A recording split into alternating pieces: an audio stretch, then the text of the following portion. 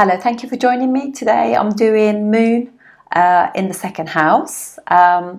This is going to be like a series of transits of, in your chart. If you have Moon in the, just going to stabilize the internet. If Moon is in your second house. So, as you know, Moon is, after your ascendant, is the second most important placement in your chart in any way, because obviously your ascendant is your path, but Moon is how you feel about your path.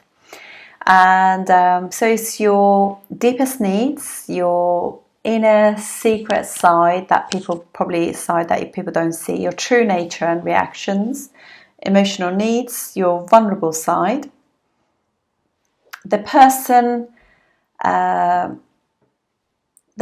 who, you know, like who you truly are, really, in a sense.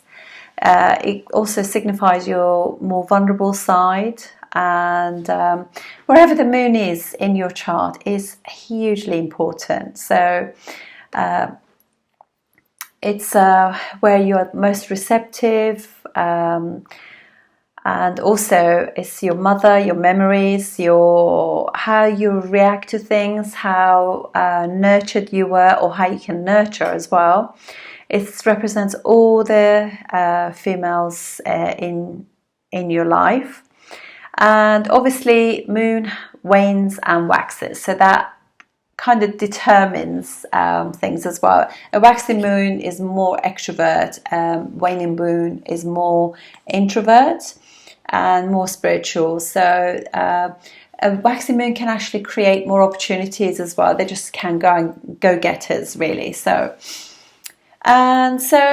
basically, when second house is the natural second house of the zodiac is Taurus, and so even if Taurus is not like because it's a fixed sign, it's an earth sign, so it's all about stability and security. So even if that falls into a movable or dual sign, it still has those connotations in it as well. So second house is your family, your early family, traditions, education. So if your family, for example, do a big deal for Easter, or they celebrate Eids and things like that, then that is what you want to take forward. Those are your family values. It's your values, self-worth, your choices you make. It's your senses, you know, rules food. You know, Taurus rules food, what we eat, our speech, our senses. So it's your family lineage, it's your resources, your money, your savings, and your basically assets, in a sense. It's how you feel secure, safe, that kind of thing. It's definitely, I would say, is what we're talking about today is without any malefic or benefic aspects. This is just the Moon on its own.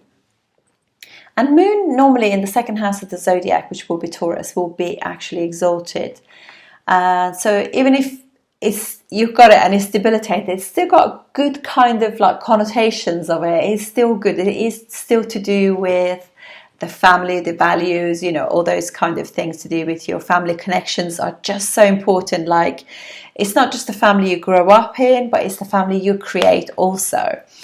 And that family doesn't necessarily have to have children in it. It could be you and your husband, you and your partner, your boyfriend, you know, that's still your family. It's a very creative thing as well, because obviously it's the Moon, so it's quite imaginative, and has got connotations of Taurus as well in it. And so basically, if you think about it, it kind of has got like if it falls in like Saturn's house, for example, if you're Sagittarius ascendant and you got Capricorn as your second house and Moon is there, so you know that your family likes to have possessions that are antique or vintage. They probably hoard things a little bit, you know, kind of thing as well. because obviously moon doesn't do well there, so it's letting go and all of that is quite difficult for them. So that you can also put those flavors to it as well. In certain signs that moon will be more adventurous, like in Aries, and in some of them will be much more subdued, like you know, like Capricorn, for example. So you just like use that, you know, to put flavors on. So so if we have a look at the second house, so second house will be, obviously from there, moon will be aspecting your 8th house, which is like to do with your, because 8th house is 2 houses away from your 7th house, so it's like, and the natural 8th house of the zodiac is Scorpio, so it'll have some sort of Scorpio sort of feelings to it as well. So your husband's income or resources or assets could be slightly hidden from you, so you might not actually know what's going on completely with that. So and that will be a flavor for all of us, so we need to just kind of be aware of it. Also, because moon waxes and wanes, it just means you and your partner can have savings that go up and down like the tides of the ocean, because of the nature of the moon, because it's never stable, unless if it's in a earthy sign. The earthier and more fixed a sign, like Taurus, the better. And so just want to see kind of some things from there as well. So from Taurus, obviously that moon is also aspecting, as I said, your 8th house. So it's your in-laws as well. So it's your in-laws and how they are too. So they could be quite emotionally attached to things as well.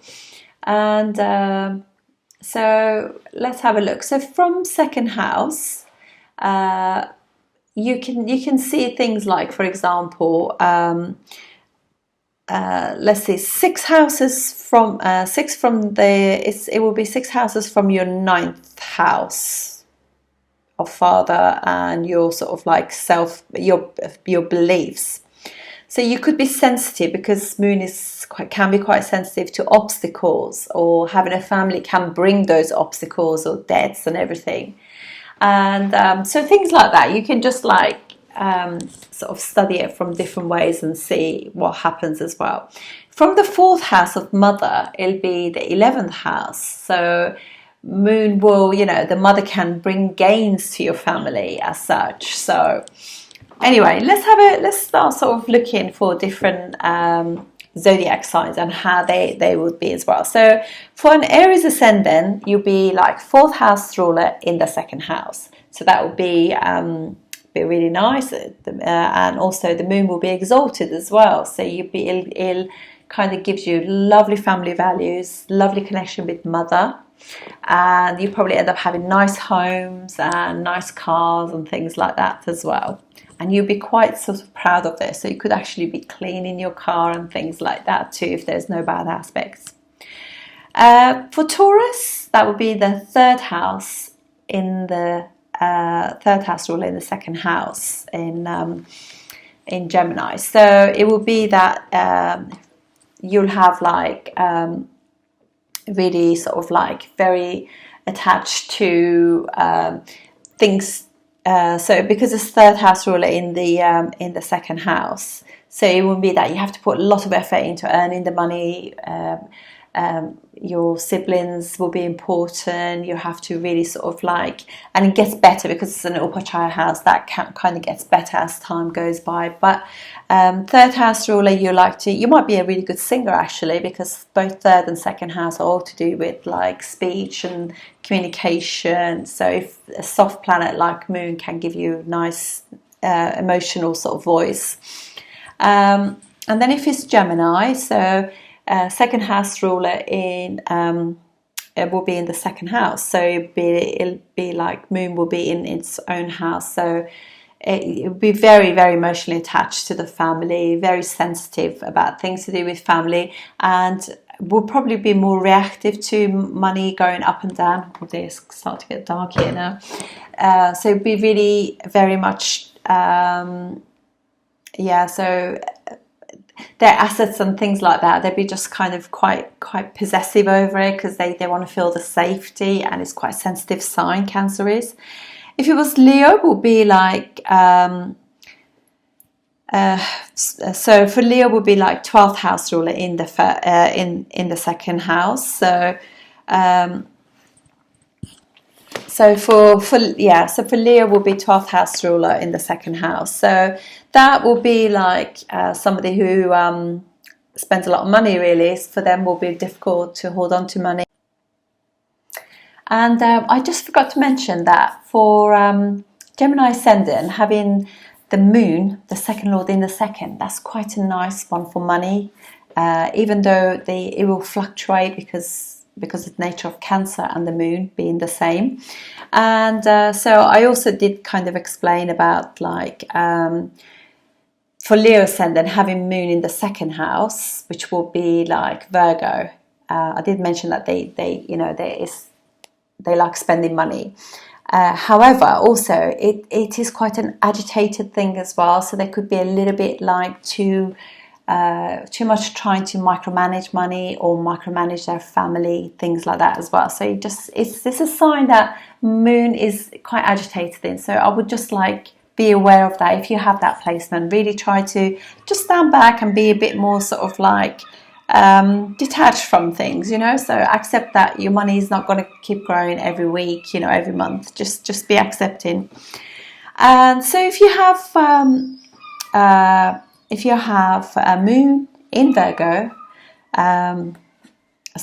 for Virgo it will be moon in the second house will be in Libra, so it'll be the 11th lord in the second house. That's a really good Dana yoga, very strong. And it's also quite moon likes to be in Venus's signs. That's quite a nice placement. It brings a lot of family and just enjoyment. People will be able to really enjoy those fruits, so it's nice. And so obviously 11th house is elder siblings, gains, also family gains. This will be family kind of things, really sort of like bring in those beautiful resources and knowledge and everything of a family, the legacy as well. So, and also friends, they can gain through friendships, networks, things like that too.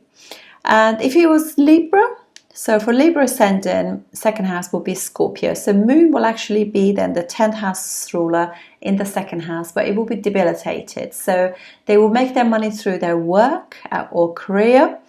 And but obviously the feeling behind it will be, they could be quite secretive about money, if you like, and it is kind of, and very attached to it. So yeah, and it's probably they can't let go of it, so they probably don't like to spend the money. If it was Scorpio, so for Scorpio ascendant, Sagittarius is a second house, so. And that will be the 9th lord in the second house. So it just means that they gain money from their dad. That could be family legacy as well. And just traveling and education can bring in quite a lot of money for them as well. It's belief system as well. So they could be quite religious, and through that they could gain too. It's a really nice Dana yoga because again it's a trinal house. So going into a second house. Then we have Capricorn ascendant, will be their moon is their 7th lord, so you will be going into Aquarius. So getting married, being in business partnerships will bring money in for them.